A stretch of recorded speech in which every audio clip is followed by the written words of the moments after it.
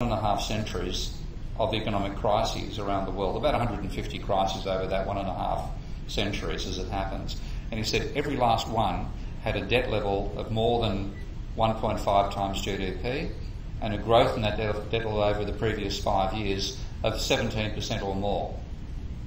So the ratio going, say, from 1.3 times to 1.5 or 1.5 to 1.7. Malaysia, according to the Bank of International Settlements right now, is running about 1.48.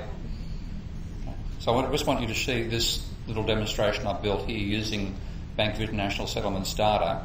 And you can see, I'll just go right back to the, let's hope that works, okay. I'm going right back to, let's see how far the data, okay. So I'll go back to 1965 and got a range of countries inside. You can see the United States sitting there. So the size of the circles is the level of GDP growth, nominal GDP growth. The horizontal position is the private debt to GDP ratio, and the vertical position is the annual change in private debt as a percentage of GDP. Now, the higher that is, the more you're going to accumulate debt. So a high level here means you're going to go in this direction. And I've marked off what I see as the danger region, the level of private debt, above 1.5 times GDP, and with credit, which is the change. I define credit as the change in private debt. Okay? So I use debt and credit quite separately. Debt is the stock, credit is the flow. Okay? And if I now run this over time, I want you to, you'll see Malaysia's in here somewhere, it turns up at some point. You'll see it ends up getting in a fairly, it's been through a dangerous position level already. I think it's about to approach that again. So I'm now going through months, each year's data on a month-by-month basis. You can see Japan is the first country approaching this danger zone. And of course Japan had its crisis back in 1990. 1967, A68. Pardon the jumps and the visual, that's a flaw with Microsoft Excel every time I change years. Now, the late 1970s to early 1980s is when Japan started to get into what we call its bubble economy period. And you can see it passing in there in the early 1970s. It has now hit that 1.5 times GDP ratio. You saw Singapore popping up there occasionally with a much lower debt level.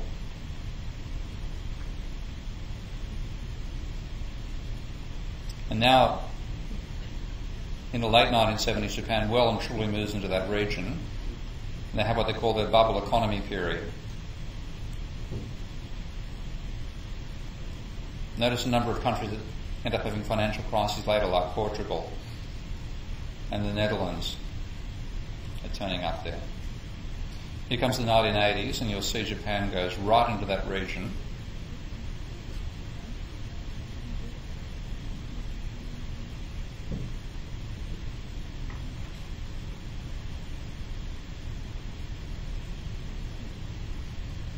And when you first pass into this region, when the banking sector is really taking over and funding a whole lot of Ponzi financial behaviour, your economy appears to take off. Yeah, I know. Didn't they have a crash in the stock market? They did, yeah. So we're into the 80s. Now, watch Japan just fly up here as 86 to 90 goes on. Norway, Denmark turn up as well. They had financial crises at similar times. Here goes Japan and Hong Kong.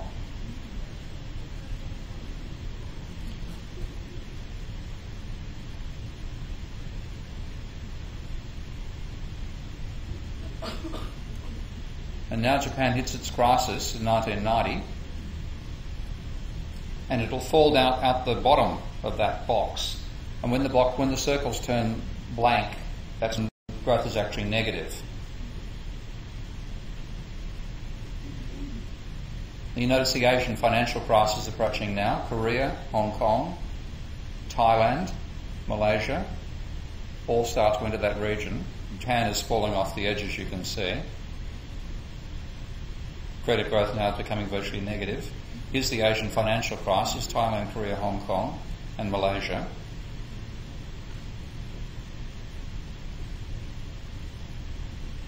Is this the point where Finland actually falls below the negative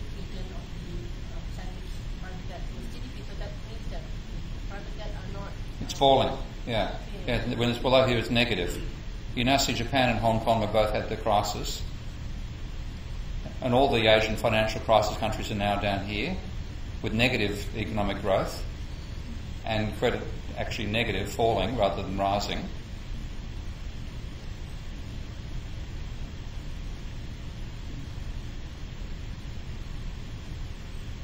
Now we see the United States starting to move into this region. And Ireland. You'll see Ireland has some remarkable explosions in private debt. Portugal, all the countries we're watching having crises right now.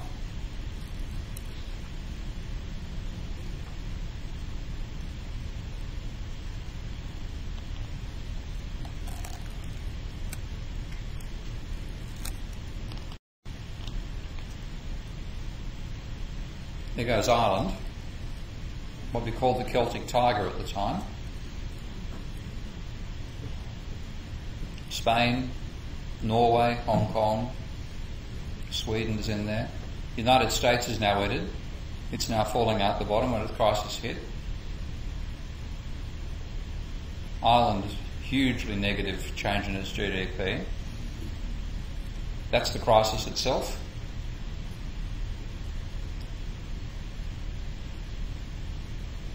And now we see China and Hong Kong moving in there because their response to the financial crisis was to stimulate private borrowing.